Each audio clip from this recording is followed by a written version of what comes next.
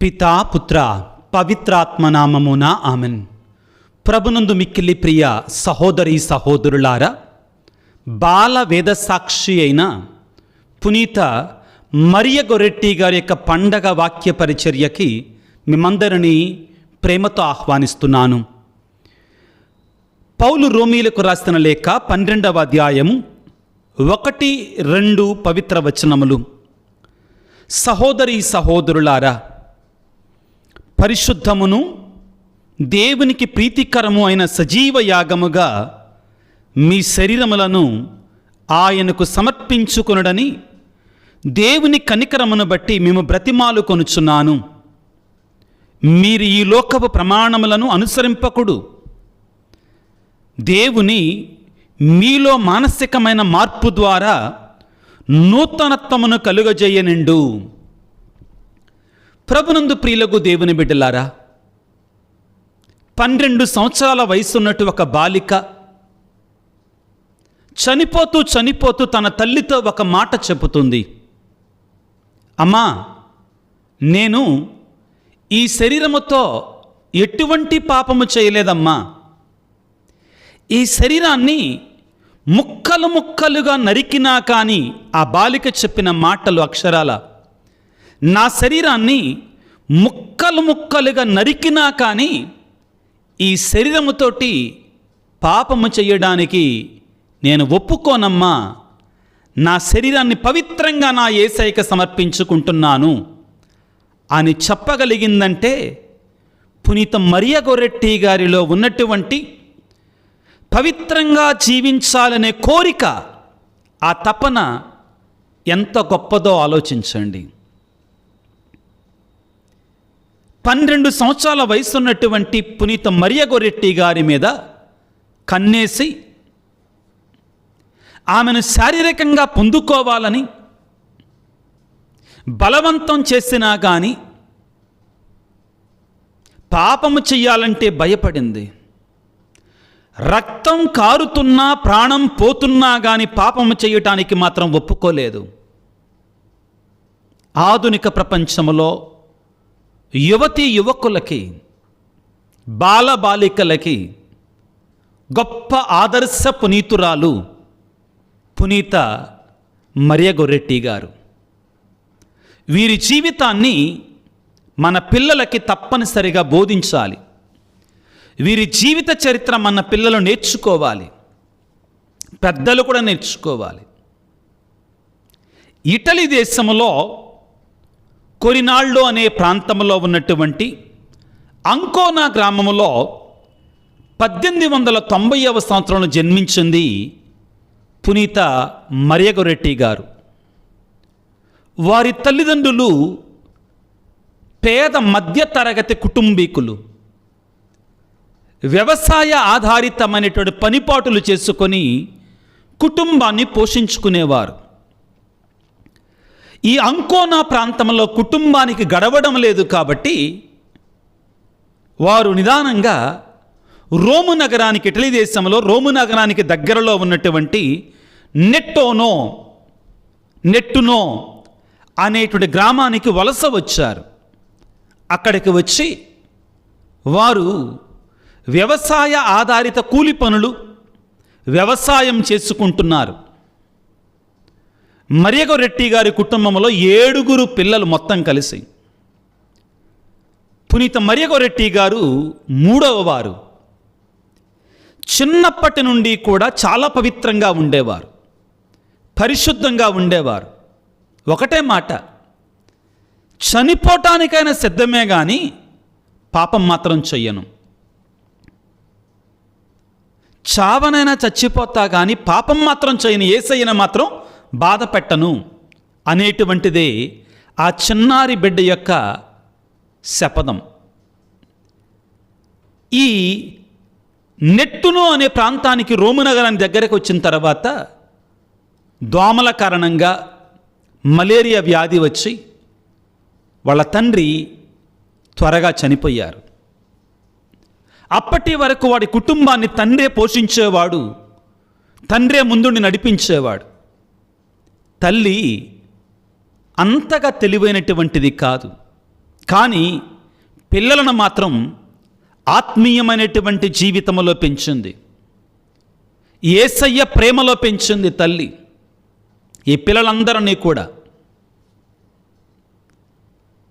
అయితే భర్త చనిపోయిన తర్వాత మరియ గోరెట్టి అదేవిధంగా తనకంటే పెద్ద పిల్లలు, తనకంటే చిన్న పిల్లలందరినీ కూడా సాకటం కొరకై, పోషించటం కొరకై తల్లి ప్రతిరోజు కూడా పనికి వెళ్ళేది.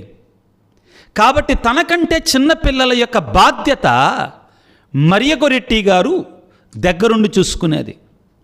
తెలివైనటువంటి బిడ్డ కాబట్టి కుటుంబాన్ని సర్దే విషయం కూడా, కుటుంబాన్ని నడిపించే విషయం కూడా మరియ గోరెట్టినే చూసుకునేది. తన యొక్క 11వ సంవత్సరంలోనే, అంటే 12వ సంవత్సరం అడుగుపెట్టినప్పుడు ఆమె దివ్య సప్రసాదాన్ని స్వీకరించినప్పుడు తన్మయత్వం చెందింది. ప్రభువును పొందినట్టు ఆనందంతో పరవశించింది. ఆ దివ్య సప్రసాదం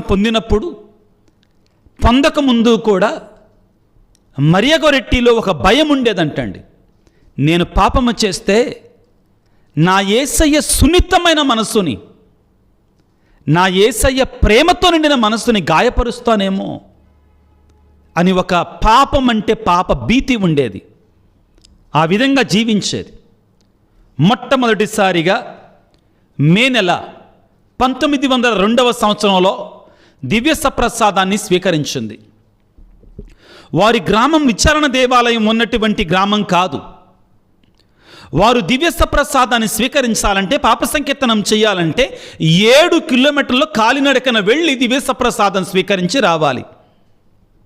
కాబట్టి జూన్ నెలలో తన 12 ఏళ్ల వయసులో ఉన్నప్పుడు దివ్య సప్రసాదాన్ని స్వీకరించడానికి, రెండవసారి స్వీకరించడానికి సిద్ధపడుతుంది.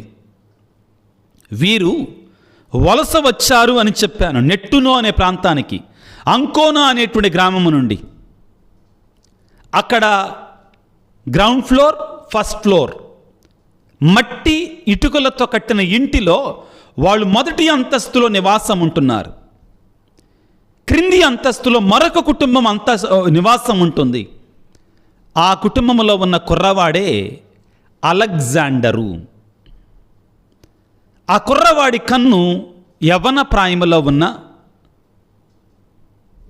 దేవుడిచ్చినటువంటి సుందరమైన ఆకృతి కలిగినటువంటి, శారీరకంగానే కాదు దానికంటే ఎక్కువగా ఆత్మీయంగా కూడా సౌందర్యం కలిగినటువంటి మరియ గోరెట్టి మీద పడ్డది.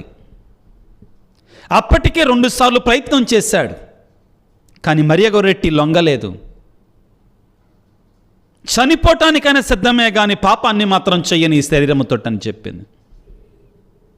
చివరికి జూలై నెల 5వ తారీఖు మధ్యాహ్నం 3 గంటల సమయంలో అందరూ దూరాన పనిలో నిమగ్నమై ఉండగా ఈ అలెగ్జాండరు కళ్ళుగప్పి ఇంటి దగ్గర ఉన్నటువంటి ఆ మరియ గోరెట్టి దగ్గరికి వచ్చాడు. మరియ గోరెట్టి ప్రార్థన చేసుకుంటూ, కీర్తనలు పాడుకుంటూ, తన చెల్లిని ఓదారుస్తూ చేతి పని చేస్తూ ఉంది. ఒక్కసారిగా మరియ గోరెట్టి మీద పడి గదిలోనికి లాక్కొని వెళ్ళాడు. కత్తితోటి బెదిరించాడు. నువ్వు నాకు లొంగిపో, లేకుంటే నిన్ను చంపివేస్తాను అని చెప్పాడు. మరియ గోరెట్టి అన్నది, నేను చనిపోవటానికైనా సిద్ధమే కానీ పాపాన్ని చెయ్యను అలెగ్జాండర్ అని చెప్పి అలెగ్జాండర్తో చెప్పింది. అలెగ్జాండర్, ఇది నీకు మంచిది కాదు. యేసయ్య హృదయాన్ని నువ్వు గాయపరుస్తున్నావు. నువ్వు ఈ విధంగా చేస్తే నువ్వు నరకానికి వెళ్ళాల్సి వస్తుంది. నువ్వు పాపం చేస్తున్నావు. నువ్వు కూడా మంచోడిలాగా ఉండాలి. నువ్వు మారు. ఈ విధంగా మంచిది కాదు అంటుండగానే ఆ పసి హృదయాన్ని, ఆ పసి శరీరాన్ని నాకు లొంగటం లేదనే కోపంతో, కసితో, ద్వేషంతో 14 సార్లు కత్తిపోట్లు పొడిశాడు. యేసు ప్రభు యొక్క శ్రమలకు గుర్తుగా ఉన్నటువంటి 14 సిలువ మార్గ స్థలాల వలె, శ్రమల స్థలాల వలె మరియ గోరెట్టి కూడా 14 కత్తిపోట్లు పొందుకుంది. వెంటనే అలెగ్జాండర్ పారిపోతున్నాడు. మరియ గోరెట్టి తాను కొన ప్రాణముతో ఉండి కూడా అతను పారిపోతున్నట్టు అతనితోటి, అలెగ్జాండర్, నేను నిన్ను క్షమిస్తున్నాను, నువ్వు మారు, నేను చచ్చిపోయిన తర్వాతైనా నువ్వు మారు మనసు పొందుకో అని చెప్పింది.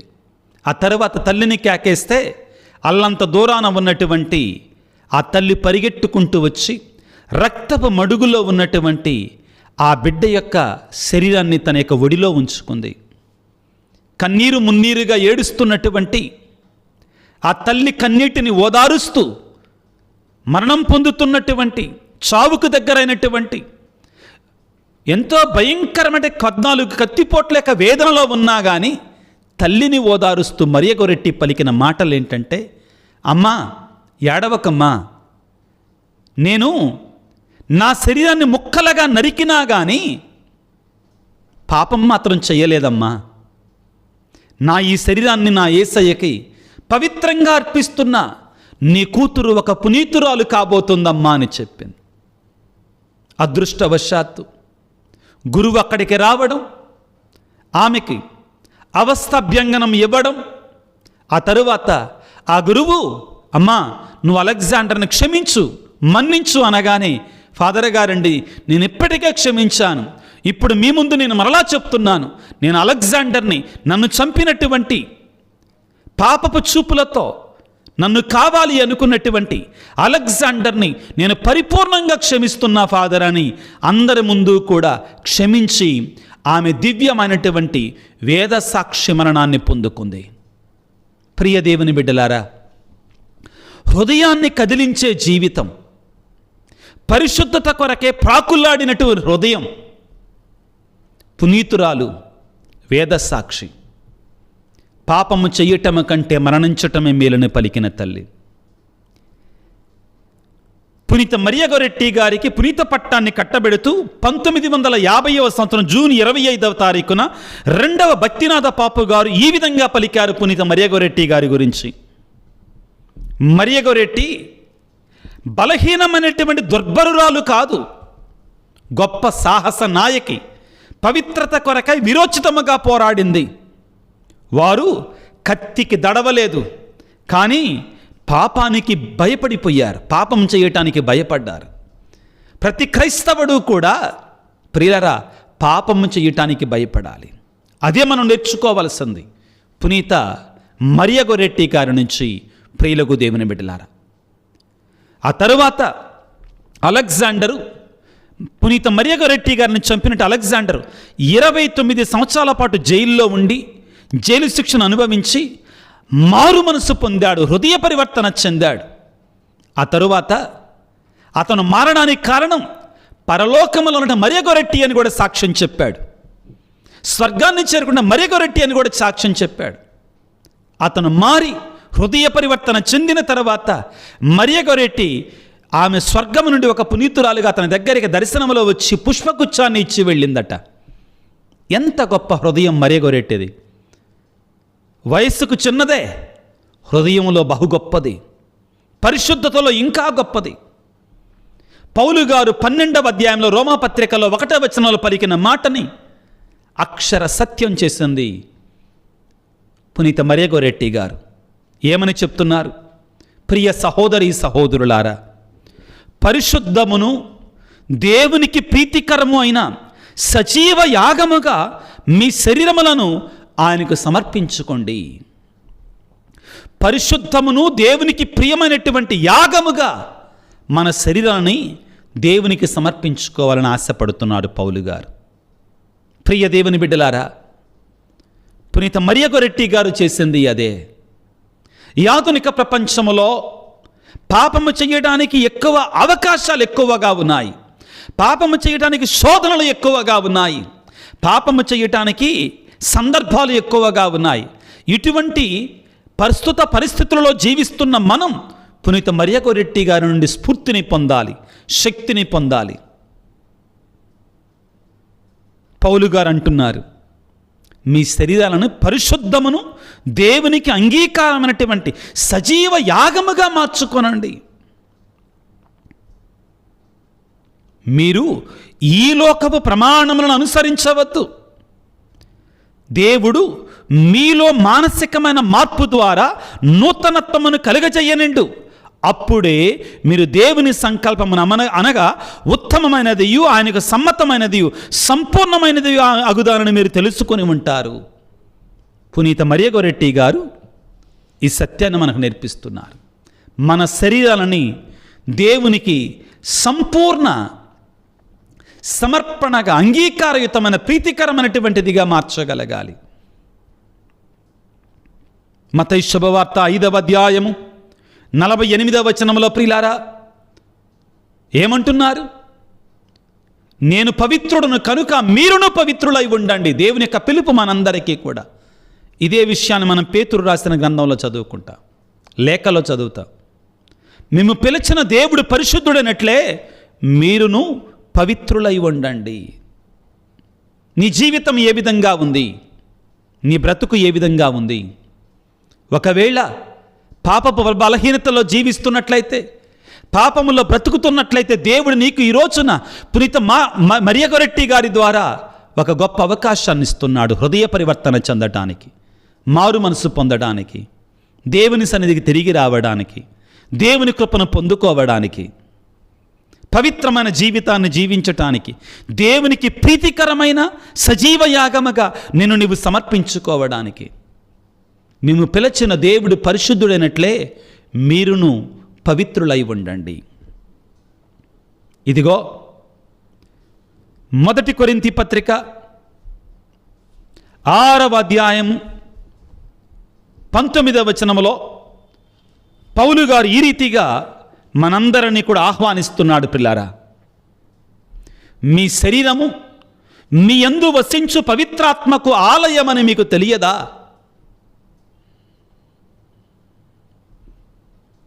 మీ శరీరము పరిశుద్ధాత్మ ఆలయము. దాన్ని పవిత్రంగా చూడండి. పవిత్రంగా ఉంచినప్పుడు దేవుడు అందులో నివాసం ఉంటాడు. అద్భుత కార్యాలను మనం చూస్తాం ప్రియులకు దేవుని బిడ్డలారా. ఇదిగో 1 కొరింథీ పత్రిక 3వ అధ్యాయము 16వ వచనం నుంచి మనం చదువుకుంటే పౌలు గారు మరొకసారి ఈ విధంగా మాట్లాడుతున్నారు. మీరు దేవుని ఆలయము, దేవుని ఆత్మకు నివాసమని మీకు తెలియదా? ఎవడైనా ఈ ఆలయమును ధ్వంసము చేసిన ఎడల దేవుడు వాళ్ళని ధ్వంసము చేయని. ఏలయ్యన దేవుని ఆలయము పవిత్రమైనది, మీరే ఆయన ఆలయము. పునీత మరియ గొరెట్టి గారు తన జీవితాన్ని, తన శరీరాన్ని దేవునికి ఆలయముగా జీవించారు. ఆధునిక ప్రపంచంలో ఉన్నటువంటి చిన్నారి బిడ్డలందరికీ, యువతి యువకులందరికీ కూడా, సకలమైన క్రైస్తవులందరికీ కూడా పునీత మరియ గొరెట్టి గారు గొప్ప ఉదాహరణగా నిలబడుతున్నారు. ఈనాడు మనందరం ప్రార్థన చేసుకుందాం ఆ దేవాది దేవుని. ఏ రీతిగానైతే పునీత మరియ గొరెట్టి గారు పవిత్రమైన జీవితాన్ని జీవిస్తూ దేవునికి ఇష్టమైన బిడ్డగా జీవించారు, అదేవిధంగా క్రైస్తవులమైన మనము కూడా మనను పిలిచినట్టు దేవుడు పవిత్రుడైనట్లే మనము కూడా పవిత్రులమై ఉండటానికి ప్రయత్నము చేద్దాం. ఈ పవిత్రంగా జీవించే ప్రయాసలో, ప్రక్రియలో మన శక్తి మనకు చాలదు, మన ఆత్మీయ బలం మనకు చాలదు. అదృశ్యమైనటువంటి శక్తులతో, సాతానుతో మనం పోరాడుతూ ఉన్నాం. సాతానుడనేటువంటి వాడు మన పాపం వైపు లాగివేయటానికి ప్రయత్నం చేస్తూనే ఉంటాడు. కాబట్టి పరిశుద్ధాత్మ శక్తి మనకు కావాలి, ఆ ఆత్మ వరం మనకు కావాలి, ఆ ఆత్మ అభిషేకం మనకు కావాలి. ఆ పరిశుద్ధాత్మ దేవుడు మనకు తోడుగా ఉంటే తప్పనిసరిగా పవిత్రమైన జీవితాన్ని మనం సాధించగలుగుతాం. కాబట్టి ఆ దేవాది దేవుని మనల్ని అభిషేకించమని, ఆత్మతో అభిషేకించమని, ఆత్మశక్తితో నింపమని, పాపానికి దూరంగా ఉంటూ పవిత్రతలో ఎదిగేటట్లుగా మనం దీవించమని తలల వంచి ప్రార్థన చేసుకుందాం. సర్వశక్తిమంతుడా, సర్వోన్నతుడా, ప్రేమామయుడా, 12 సంవత్సరాల వయసులో ఉన్నటువంటి ఒక చిన్నారి బిడ్డ ద్వారా పరిశుద్ధత గురించి మాకు పాఠాలను నేర్పిస్తున్నారు. మీకు స్తోత్రాలయ్యా, మీకు వందనాలు. నీ కొరకై నీ ఎడల భక్తితో పాపానికి దూరంగా ఉంటూ మరణించినటువంటి గొప్ప వేద సాక్షి పునీత మరియ గొరెట్టి అమ్మగారు, ఆ తల్లి యొక్క మధ్యస్థ ప్రార్థన ద్వారా సకల మానవాళి, సకల క్రైస్తవులు కూడా పాపాన్ని విడిచి పరిశుద్ధత వైపు చేరుకునేట్లే మమ్మ దీవించండి. నీ కోరిక మా పరిశుద్ధత, నీ కోరిక మేము పవిత్రంగా ఉండడం, నీవలే మారాలి అని నీ కోరిక, నీలాగా ఉండాలి అని నీ కోరిక. అయ్యా, మా శక్తి మాకు చాలదు, నీ పరిశుద్ధాత్మ వరాన్ని మాకివ్వండి, మమ్మ అభిషేకించండి.